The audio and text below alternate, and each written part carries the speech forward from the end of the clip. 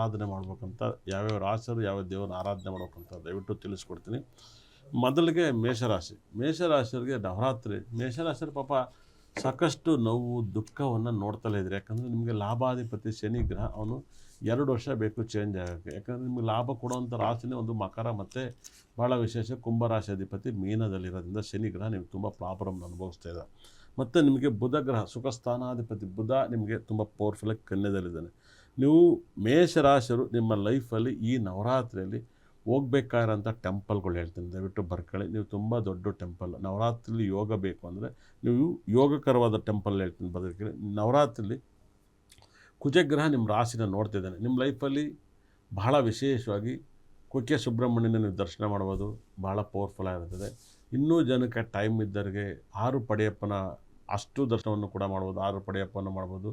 ತಿರುಚೆಂದೂರು, ಪಳನಿ, ಭಾಳ ವಿಶೇಷವಾಗಿ ಪಳನಿಗೆ ಹೋದರೆ ಮೇಷರಾಶಿಯವರಿಗೆ ಎಲ್ಲ ರೀತಿಯಲ್ಲೂ ಕಷ್ಟಗಳು ಪರಿಹಾರ ಆಗುತ್ತೆ. ಯಾಕಂದರೆ ಪಳನಿ ಬಂದು ಶಿರೇಶ್ವರ ಬೆಟ್ಟದ ಮೇಲೆ ಇರುವಂಥ ಮುರುಘಾ ಬೆಟ್ಟದ ಮೇಲೆ ಇರುವಂಥ ಪಳನಿ ಬೆಟ್ಟದ ಮೇಲೆ ತಳಗಡೆ ಎಲ್ಲ ನೀಲ ಕಲ್ಲಿದೆ. ಆ ಸ್ಟೋನ್ಸು ಪಳನಿಯಲ್ಲಿ ಸಿಗುವಂಥ ನೀಲ ಕಲ್ಲಿದೆಲ್ಲ ತುಂಬ ಪವರ್ಫುಲ್ ಅಂತ ಸ್ಟೋನ್ಸ್ ಅದು. ಆ ಸ್ಟೋನ್ಸು ಯಾಕಂದರೆ ಎಲ್ಲರ ಮೇಲೂ ಕೂಡ ಈ ಕಲ್ಲು ಕೈಗೆ ಹಾಕ್ತಾರೆ, ನೀವು ನೋಡಿದರೆ ತುಂಬ ಕಾಸ್ಟ್ಲಿ ಕಲ್ಲು. ಅದರಲ್ಲಿ ಪಳನಿಲಿ ಸಿಗುವಂಥ ಕಲ್ಲು ನೀಲ ಕಲ್ಲು ಭಾಳ ವಿಶೇಷವಾಗಿ ಪವರ್ಫುಲ್ ಆಗಿರ್ತಾರೆ.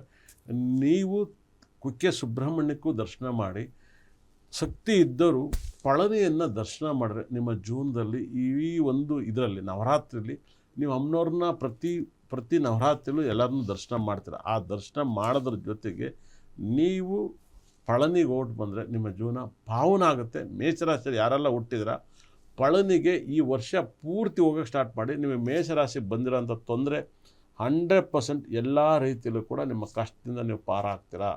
ಎಲ್ಲ ರೀತಿಯಲ್ಲೂ ಕೂಡ ನಿಮ್ಮ ಕಷ್ಟದಿಂದ ನೀವು ಸಿಕ್ಕಾಪಟ್ಟೆ ಪಾರಾಗ್ತೀರಾ ಅಂತ ಹೇಳ್ತೈತೆ. ಪಳನಿಗೆ ಇರುವಂಥ ವೈಬ್ರೇಷನ್ನು ಮೇಷರಾಶಿಗಿರುವಂಥ ಸಂಬಂಧಗಳು ತುಂಬ ಜಾಸ್ತಿ ಇದೆ. ಮೇಷರಾಶಿಯರಿಗೂ ಪಳನಿಗೂ ತುಂಬ ಲಿಂಕ್ ಇರುತ್ತೆ.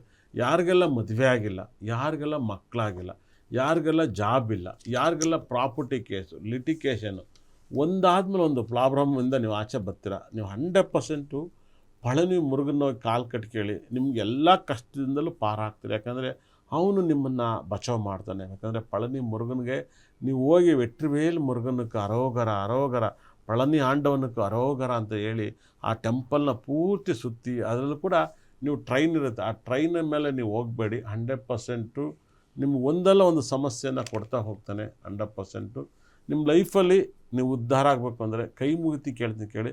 Life long